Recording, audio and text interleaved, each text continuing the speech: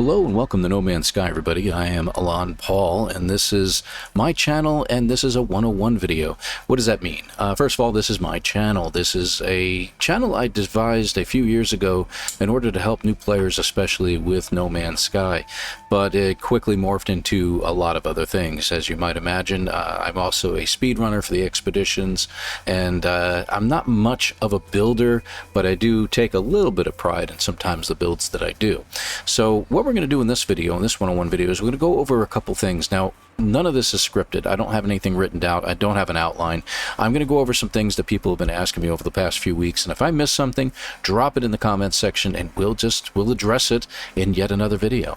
So I want to start out with a couple different things. Now, first things first, a lot of folks have been asking about, first of all, my jetpack. So I had some questions about that, and they're wondering, hey, you know, Superman, what's going on with this jetpack of yours? You seem to be able to fly forever. For crying out loud, what kind of upgrades do you have in this thing? Yeah, I know, it can go pretty far, but, you know, again, it does have to do with whatever upgrades you can get for your jetpack. So we're going to take a quick look at that. So I'm going to go into my Exosuit right now. We're going to find the jetpack in here. Here it is, right in front of me. So here's the regular jetpack that everybody starts out with. Upgrades have a lot to do with the output of your jetpack. You should get the efficient water jets. It helps you underwater. I do advise getting that, even though some people doesn't think it might be very important. I think it is. Second thing you want to get is a neural stimulator. It's not much of an upgrade, but you'll notice that it does a couple good things here. It gives you a little bit of extra jetpack tank, a little bit more of a recharge rate, a little bit of sprint distance, and a little bit of recovery time. But it doesn't add to the overall amount of upgrades you can have for your jetpack. So having that is just an extra boost for everything. Then you get into your upgrades. Now you can have up to usually 3 different upgrades, but this is another upgrade you can get called the airburst engine. As you saw when I ran out of fuel at the apex of my jetpacking straight up, that I had literally no fuel in my tank, but then as I fell, suddenly a little bit of a charge appeared in the tank so that I could hit the do a quick burst just before I hit the ground and didn't damage myself. That is called the airburst engine. Its whole purpose is to, as it says here at the very second paragraph there, it says the jetpack exhaust, it takes advantage of the wind flow generated by persistent falling, recycling some of that energy into the jetpack fuel. So it gives you that little extra burst at the end as you're dropping through the atmosphere and stuff like that. So especially on a situation like that where you need to protect yourself, it really does help. Now, you get into your upgrades. Now, a lot of folks look for S-Class upgrades. I happen to end up with some X-Class. These are what they call black market modifications that give me a little extra push. You notice the jetpack tanks on this one is at 237%. You can find some S-Class ones that will do that, but it is kind of rare to find one with all 4 boosts in here. Initial boost power at 20%. That's the initial thrust you get when you first take off. You got your sprint distance, which is affected by running as well. It gives me extra running distance as well, and we'll get into that in just a minute. And of course, it increases your fuel efficiency, which is always good. You use less fuel to do what you need to do. Then you get into this one right here, which is a 229% jetpack tank. You'll see just slightly below this one. However, it's got an initial boost 19%, see, 20, and you got a sprint distance 54. Well, this one has sprint distance of 58, so this one's still a little bit better. And then finally, sprint recovery time has 56%. Well, this doesn't have it. It has fuel efficiency, but that sprint recovery time, you're getting 56% recovery time improvement. That is a really important factor to have in your jetpack as well. Even though you're not using your jetpack when you're running, it's very important to the running. Now we get into the last one, and do I have an extra spot? I'm going to go ahead and pull it out for just a second because it's in a supercharged slot. So we'll take a look at what its ratings are. At 231, you'll see 237, that one's a little bit better. 18% boost, 39% recharge rate, and 11% efficiency. Actually, you know, I'm beginning to think that this one's better. Interesting. Fuel efficiency and recharge rate 39%. It's the recharge rate that we don't have in this one that was important to me. See, we'll get a recharge rate over here of 11%. This provides an additional 39% on top of that, and this one doesn't have any recharge rate. So recharging the jetpack, it takes longer to recharge, unfortunately, but with the initial jetpack amounts, the 237, 229, 231, this makes this an actually a vast improvement over what's going on. Now, what happens when I drop it in there? 289, 73% recharge rate, 47% and 29% fuel efficiency. So not a bad move. And, you know, honestly, I'm beginning to think, let me just try it over here and see what this one gives, because it was a better one. 296. Initial boost 50%, sprint distance 73%. Actually, I think this is a better run. I think this is better that I put it there. Now, as we move over, I'm going to get into these in a little bit. As we move over, you do have some of these Sentinel modifications that we've added in, which I look for ones that have the 33% core health. It gives you an additional plus on your menu up at the top. We'll get to that in a minute. Additional shield strength, power, you see how these go, and this one's actually pretty freaking good as well, even though it doesn't have the core health. It gives us a bunch of other stuff. If you can get ones, and I need to start looking at them because I realize that these aren't the best ones in the world, if you can get ones with 4 upgrades like this one does and can include one of them as a core health, that would be better than the ones I've got in here. But you'll notice that these all give me some nice upgrades as well. I got to start looking into this. I just realized this guy isn't that great, is he? But he's not bad, but I do have all these other ones. These deconstructed diffusers from autophage technology also give you additional boosts to your health and to your sprint distance and things like that. Actually, I think these would be better off. Hold on a second. Let me see what happens. I'm surprised this one doesn't have a... Oops, I got an electrical disturbance. I need to go inside. Yeah, we'll get to the house in just a second.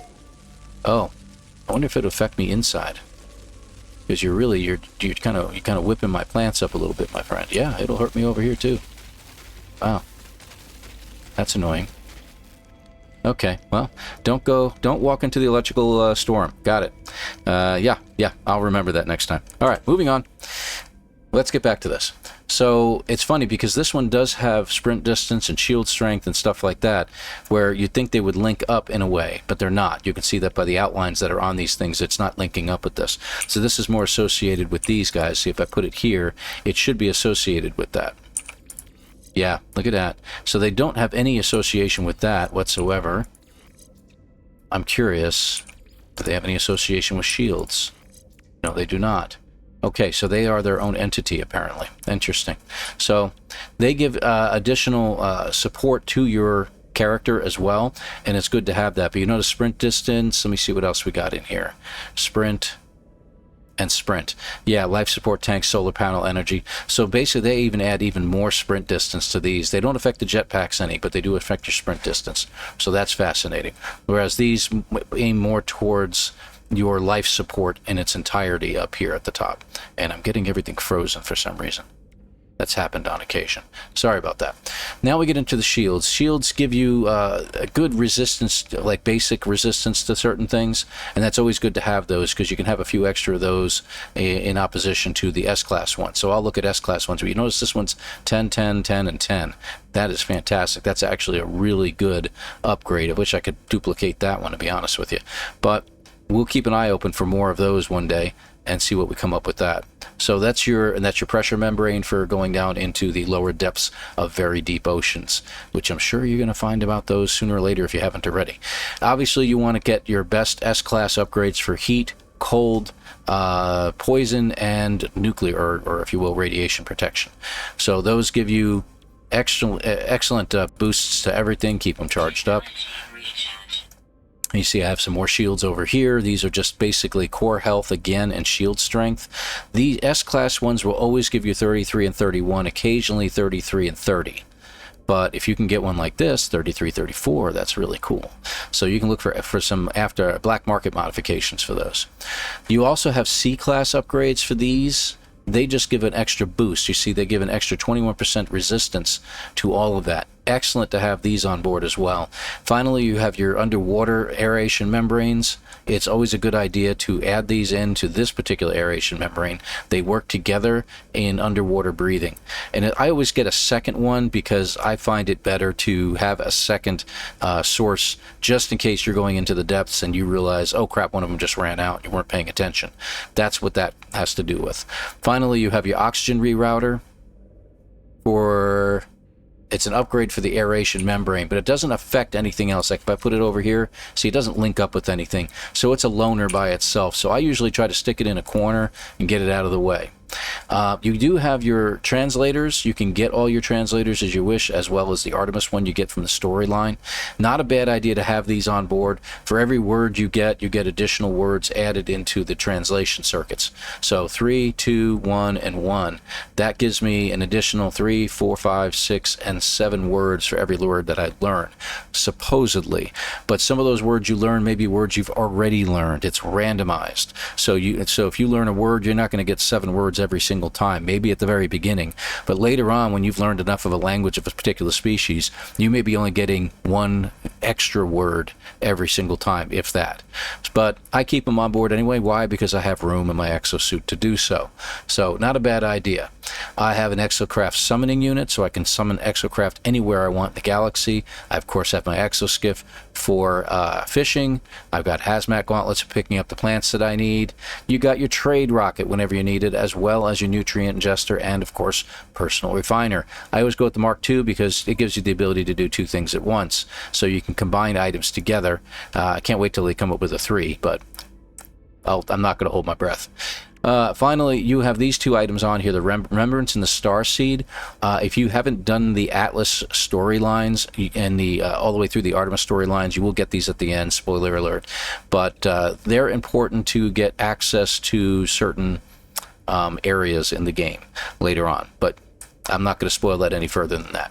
So that's basically what I do here. You see I have a bunch of upgrades and stuff like that.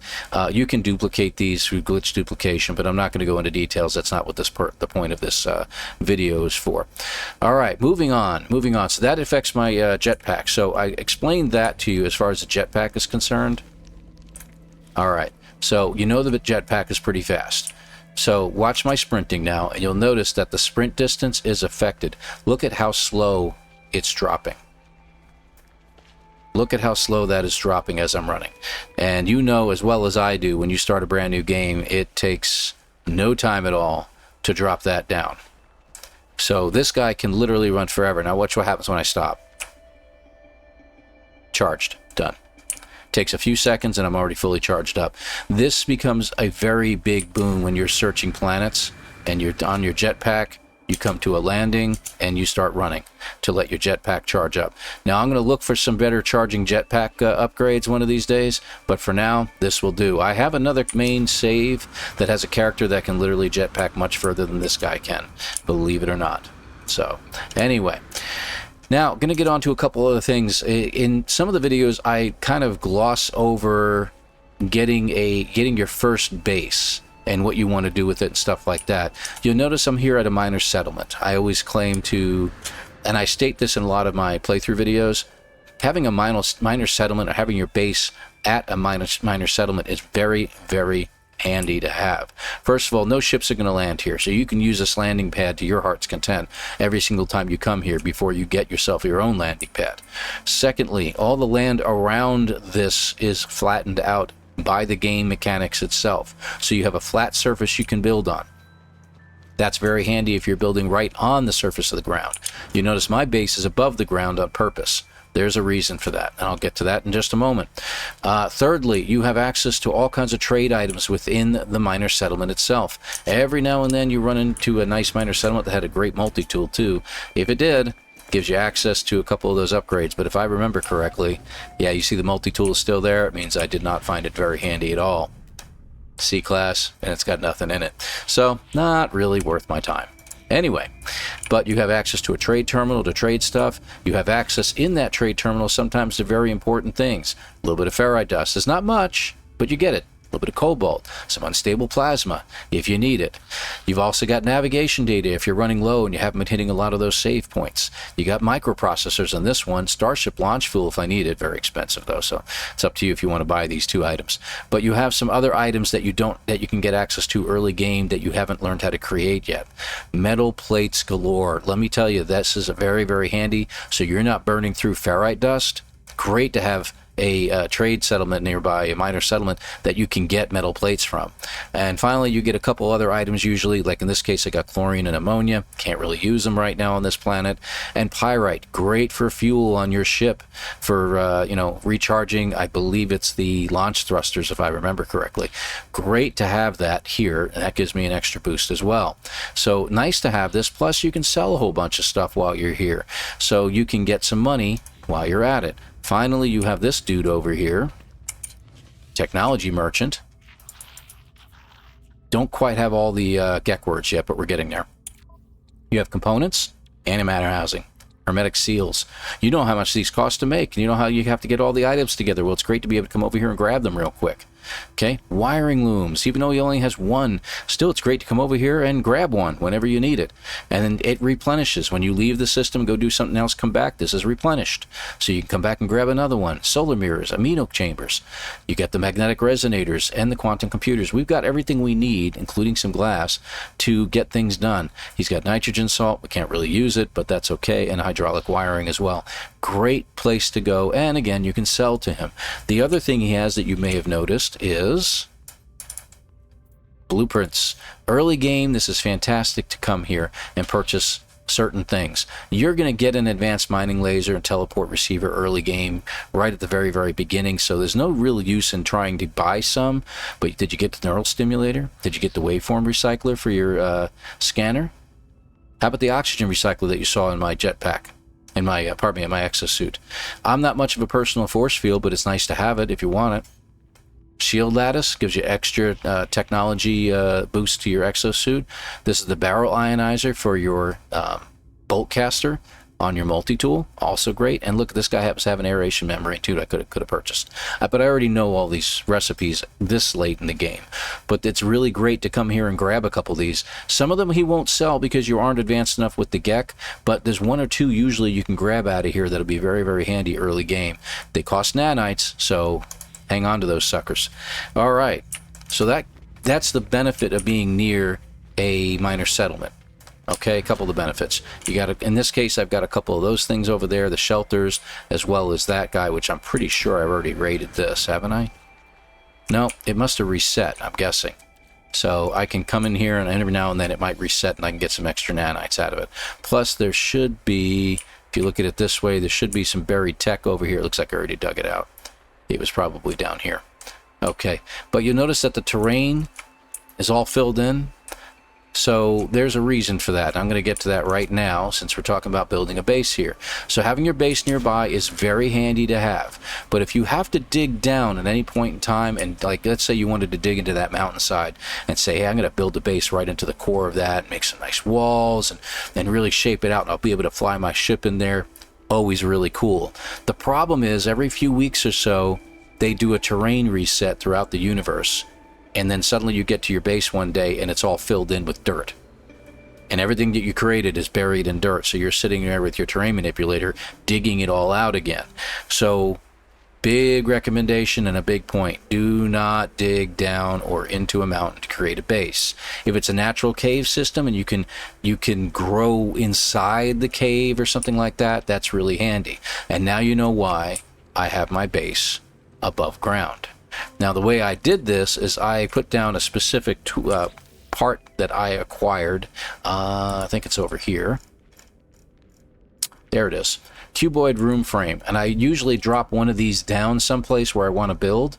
I build on it, and then I just delete the cuboid frame once I'm done. So that gives me something to build on top of. And you can use them and make things look pretty neat as well, and I'll show you an example of that later on. But see, now my base is above ground, and this is nothing fancy, folks. I like to build a functional base. So I have my own trade terminal here just because I can make one finally.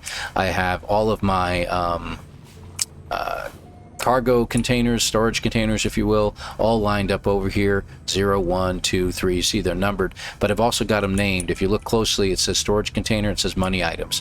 This one says Sentinel loot and plants. So if I go into there, I will see that I have Sentinel items, and I've got plants, and that includes some runaway mold that I have stored in here, as well as albumin pearls and larval cores and sac venom.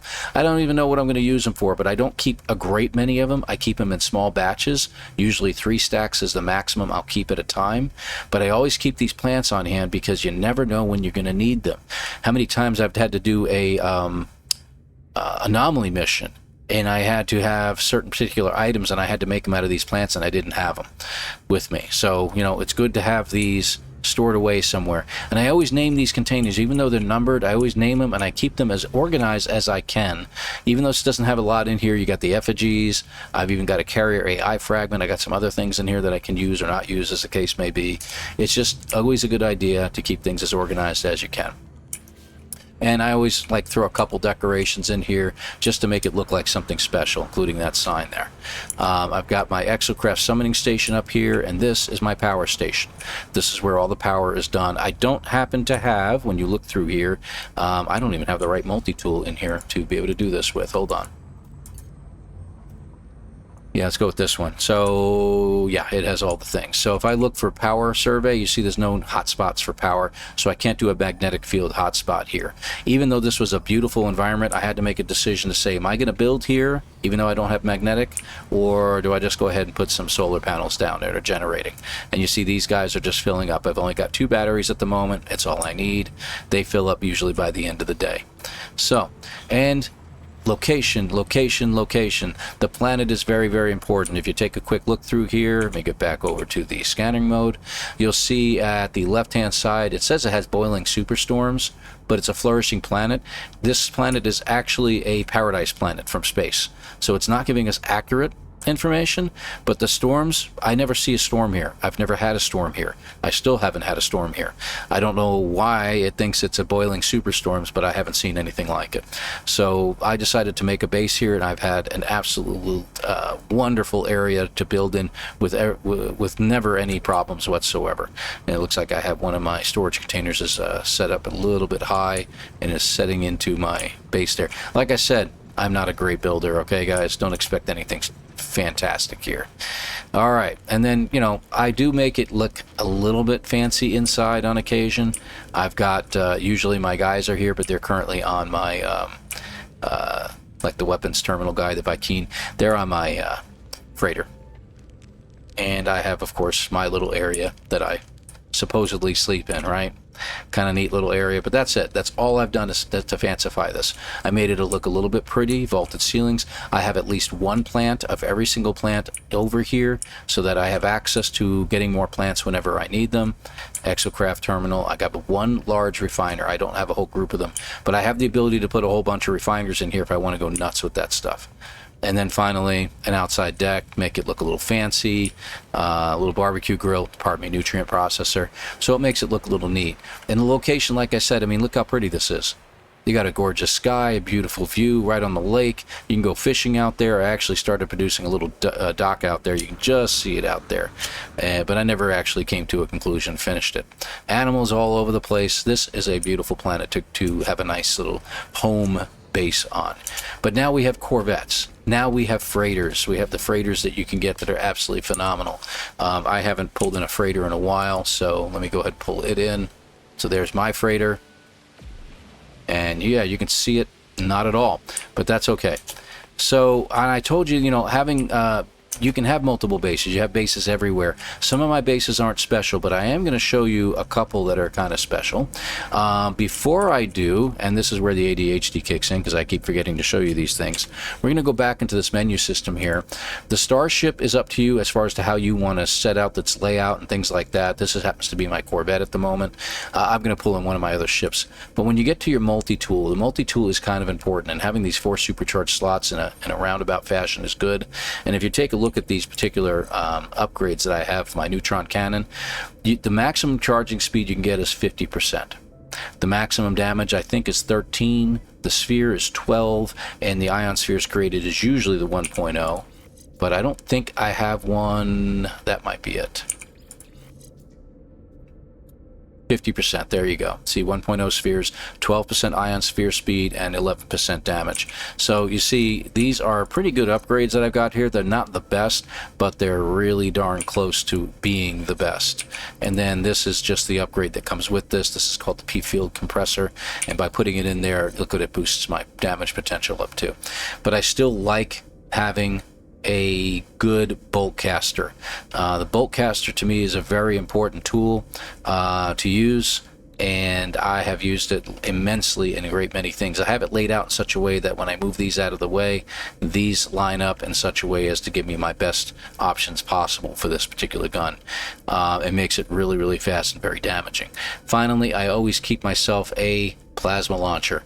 Let me tell you something, a plasma launcher is your buddy. I also got an analysis visor, survey device for surveying things, and a combat scope. So to go through those real quick, your plasma launcher, let me go ahead and pull this out. There's my neutron cannon.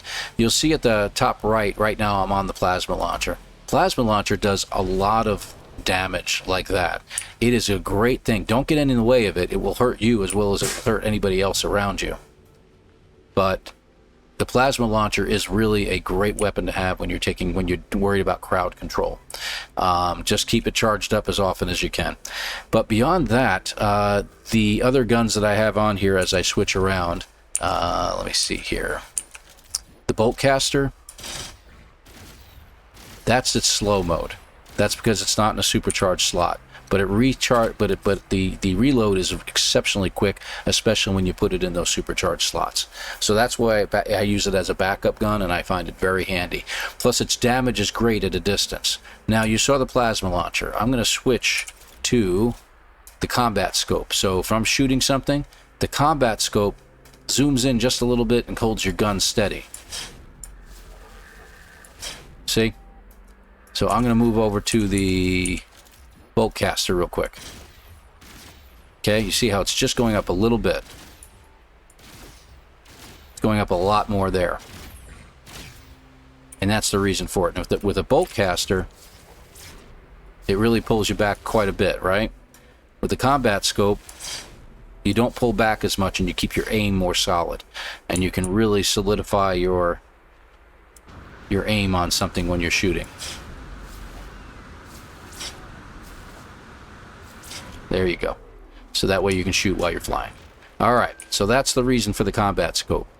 You also got a paralysis mortar, which works just like a plasma, but it does not hurt you. See? It doesn't hurt you at all. But it can stun enemies, and that's always a good thing to also have, and I always keep one on board. And then back to the plasma launcher. So that gives you an idea of all the things that you can do with that. Alright, now, moving on. I don't think there's anything more to do here. Your exocrafts are your exocrafts are your exocrafts. Up to you. And there's my freighter up above, which I'm keeping a lot of my Corvette parts in. Okay. It's time to go on and check out one of the other bases that I wanted to talk to you guys about. So, digging into the ground is not always a good thing. Let me see if I can't find it first. There we go. There, Paradise Planet. I found a really neat base here, and it's been a hot minute since I've been back to this base. But we'll check it out here in just a moment. As soon as we zoom back in. And the purpose behind this base, not only was it beautiful and I just wanted to do something, my whole purpose behind it was to do a lot of skeleton displays and stuff like that, but I never got around to finishing it out. So this is a very beautiful planet, as you can see. Also, left-hand side, temperate, regular resources, full fauna, abundant flora, sentinels are spread thin, temperature 62 degrees Fahrenheit. Beautiful, beautiful planet that we have here, okay? And I found this cave. Oh, apparently we got worms somewhere. That looks like my Corvette is up there. That's hilarious. I found this quite by accident one day. I have no idea where he is. Oh, he was right here. Dude, you just got dust everywhere. Come on, man. I don't do that to your place. There he is, heading out into the distance. Okay, moving on. They got butterflies here. And this was a gorgeous, gorgeous cave to enjoy. You see, I left this place empty. I had never finished it out other than to, you know, well, do what I just did here. There's not much going on. And this leads straight up to the top to our landing pad. So what I'm going to do is let me pull in a different ship real quick. Let me see. Let's go with, yeah, you. This is my Sentinel ship. And I'm going to pull them in right here. There we go. That's better. One of my favorites. And there we go. All right, and that's what this place looks like. And I was like, oh, it's kind of murky down there. It's kind of orange looking. It's not really that pretty. Yeah, that's what I thought at first. I thought I was just looking at murky water. Let's get into the picture mode, and I'll show you what it really looks like here. Location, location, location. That's what it looks like at night. This place is on fire at night. It is absolutely gorgeous and gives an absolutely beautiful background to everything that's going on here. So yeah, I had to make a base here, and this is very pretty. But you notice I made it with the terrain. So there is a little bit of terrain down here, you see? I put it right on top of that, positioned it so it wasn't coming through, and I built out from there so as to make it as pretty as I could. There is one pedestal here that I built that goes all the way up, and the whole purpose of that was so I could design this landing pad up here, and it would have the proper support, supposedly. Okay. I can get back up here. There we go. And there you go. So that's it in a nutshell. And I don't know why that's still there, other than why my Corvette didn't just vanish and why it's still hanging out here. But it is what it is, I guess. Okay. But beautiful, right? Green grass, blue sky. The water is fiery looking at night. This is a gorgeous planet. And using the terrain, let me go back into my ship and I'll show you something. Using the terrain is kind of important. So, especially with a Sentinel ship, this is an actual river on the planet. And I discovered this and literally was able to just come down here, fly into this cave. So if you want to put a landing pad here, oof, very tough to go about in here. There we go. Okay, good. But if you want to work with the terrain, that's how you work it. And you find yourself a planet that has these gorgeous rivers that are running through it. Beautiful planet, beautiful world, and that's how I decided to do this. Okay, so that's working with the land that you have around you. Alright, let's get back to my portal. And we'll go up to our freighter. There are other neat things you can do. So actually, you know what? While we're in our ship, I just exited the ship. Let's go over a couple things about the ship. Now, some folks mentioned what buttons you can use. If you watched my recent anomaly video, that will be the weekend of October 17th through 19th, 2025. That's about the time when I made this video. Inside your ship, you got a lot of different controls and stuff like that you can look around with. So I can look around on the inside of my ship and see everything that's in here. You have your speed, you have where I'm located and everything like that, and how fast I'm going, things like that. And your radar, obviously, what weapon I'm currently using, something along those lines. I talked a little bit about this. There are power settings for your ship. So you see this ship is doing 406 units per second right now, right? Now, if I hit a special button on my mouse, I can divert my power to weapons and make my weapons that much more powerful. I can divert it to the engines. Now my engines are going quicker. Shields, you're not going to see much on. You're going to drop power on everything, and it will boost your shields and make the shields more powerful. And then finally, you're balancing your settings out. So let me show you what happens to your weapons. Again, I did this on my anomaly video. I'm going to do it here, though, too.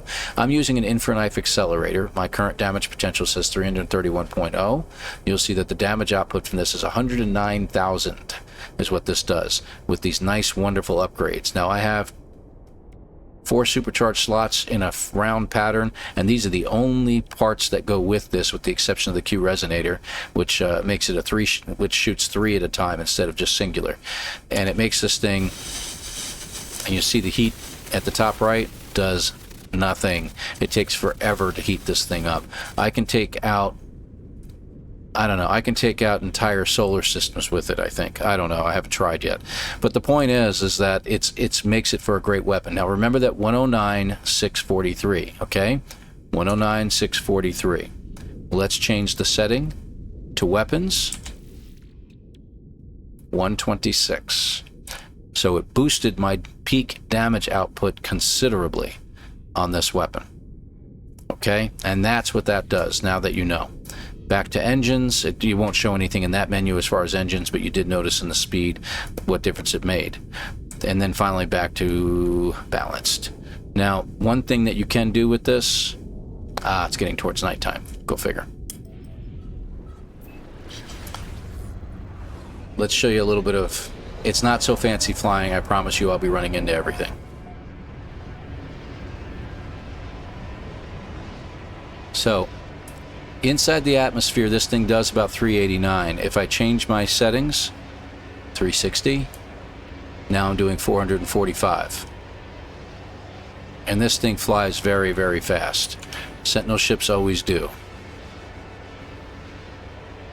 I do have a ship that's actually faster than this, speed-wise, and really goes a lot quicker. So, and there's the water features. Let's take a quick look at the base. So that explains some of your features in regards to that is concerned. It's basically the orange that you see, the fieriness that you're looking at here, has to do with the... I had the word in my mind and it has left completely. Luminescence, bioluminescence in the water, as you can see. And there it is. So I decided to do that here, and this is what it looks like here now at night. Absolutely fantastically beautiful. Almost looks like lava at this point. Really is amazing. All right. Let's head over to our portal. And the next place we're going to go to our freighter. For the last couple tidbits of information that I'm going to provide in this video. Now, you guys are going to have questions, and I take a lot of things for granted what actually happens. I'm going to the Chimera, in case you're wondering about the name. Every one of my saves has a freighter, of course, and each freighter is named after Grand Admiral Thrawn's fleet from Star Wars. All right, and this is my freighter. So in a freighter, what I usually do, and it doesn't really make a difference what freighter you have, you can do this to the interior as best you want. I always put a save point just outside the door in case I need to do a quick save before I exit the game. And that's just within the build boundaries. The build boundaries start right here, right where my character's standing. So you can put it, you can drop it right there, and it's out of the way. I have fleet commands that are always going to be right up here, fleet command stations. I used to keep 3 of them. I keep 4 now. I have a trade terminal, and you notice it's all wide open in here. You see, here's my my trusty little friends are all here. Does this get fixed? Oh, it did. What do you know? I don't fall through the floor anymore.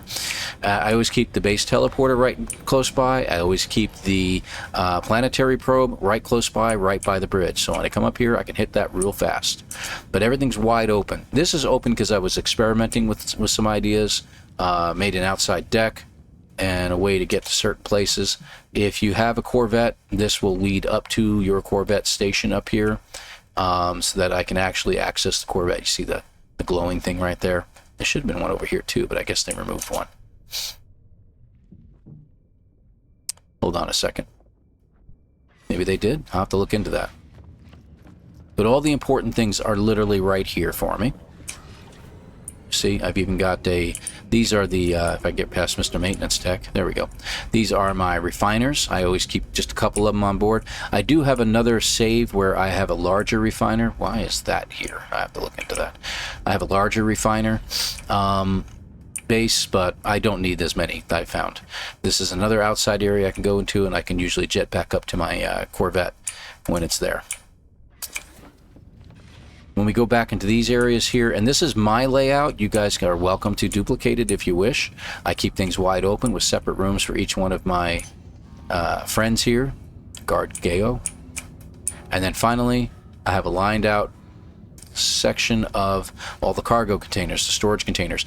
The thing about this here with these storage containers is that you can access them. Once you pull your freighter in, you can access anything from your freighter while you're in the space station, while you're building your Corvettes, things like that. Finally, I have a whole bunch of plants, and as I said before, this is just like another base. I keep at least one of each plant growing here, so I have access to them. I have a nutrient processor here, and there's other plants I can plant in here. I just never got around to doing so. But this keeps all the plants in one section, so I have access to them anytime I want. I didn't realize I had so many nutrient processors. That's really weird. So, anywho, that is just a standard layout. And then, by all means, folks, have fun with your layout inside your freighter. And you can produce these rooms. These rooms are, let me see, where are they here? I think they're technology expansion rooms, if I remember correctly. Let me, actually, there's a spot over here we can check it out with. There we go. Yeah, they're technology expansion rooms. So as I grow, as I build one out, you see they're wide open. I got a nice wide open section in here that I can build into anytime I want. It does take silver and chromatic metal, but this gives you the wide open feel that I'd love to have on a Corvette, but we don't have. So technology expansion room is what that is. And I know you saw the stairwell. I'll just show you real quick. In every freighter, I like to have my own personal section area that I usually display things in. I was going to turn this more into a display of these guys, but on other saves, I have other things that I have set up on them. And then over here is an access ramp to an experiment I did. Here we go. To the outer upper deck. You see that one's over there. This one's up here. It gives me an outer upper deck to do stuff with. And yes, I know you see that I have a, what do you call this? The Nomad exocraft station here. That is for me to experiment with in getting off of my freighter in a glitched fashion. So you can build only so high with these. Just keep that in mind. This is about as high as you're allowed to go before they give you crap about it. And if I leave here, I can get my Corvette to appear here and I can land on my Corvette. So another access point for my Corvette. But it's up to you how you want to decorate things out. You don't have to have a pirate freighter like I've got. You can have a regular freighter. And I'm not going to get into that. We did a separate video on how to put these on your freighter. They're difficult to do, but I have fun doing it. So, you know, get off the ladder. But I had fun doing it. So I don't think there's really anything else to show you within the realms of this. I think that'll cover most of the 101 sections of kind of the advanced state of what you want to do. Do build yourself at some point one of these, a multi-tool archive. They can be built in your menu here. Let me see, where is it? I want to say it's in furnishings, if I remember correctly. There it is, yes, the weapon rack. Put your weapon rack on here, and what that does is gives you access to archive tools that you want to hang on to. You'll see I have a whole bunch of them in here. You could save up to 6 more in here and keep 6 on your person. I have some I need to get rid of out of here, so it is what it is. But there you are. So that'll give you access to more important things. So there's that. I'm trying to think of anything else I forgot, but I think I've covered most of the advanced things that you can do for No Man's Sky in 101. If you have a freighter as well, you also have access to this terminal here, which is opposite the dude that stands up there. This is your manage fleet area. This allows you to manage your fleet, manage your squadron that you can have, as well as your starship archive. And if you go in there, you can save some of your ships in here as well. I forgot how many you could save. I know somebody's going to correct me on this at some point. I want to say you can archive up to 12 ships, if I remember correctly. So you can put them in here. You cannot do Corvettes yet. That can't be done yet, but I know that that's coming soon, so you can put your Corvettes in here and stuff like that too, one day. But right now I've got a few extra ships in here. You notice I still have my original Radiant Pillar. I really need to upgrade that and do some work on it, but for now, we'll get to that another time. All right, so that takes care of everything, guys. I hope you liked the video. I hope you enjoyed some of the little ins and outs of No Man's Sky, and being that this is after the Corvette upgrade, pardon me, the Corvette DLC that we've had, this is as up to date as I can get at this time. But again, keep in mind, October 2025 is when I recorded this. So if you're watching this a couple years down the road and you know that it's not quite up to date, call me out on it if you need more information. Now, we are going to do another 101 video, and we're going to get into some of the really basics of the game and get you up to date on some of those as well. And we'll get to that here in just a little bit. So thank you very much, guys. Take care. Please hit the like, hit the subscribe, and I will see you again next time. If you have any requests or questions, drop in the comments section. I always answer my requests. Thank you very much, folks. See you again next time.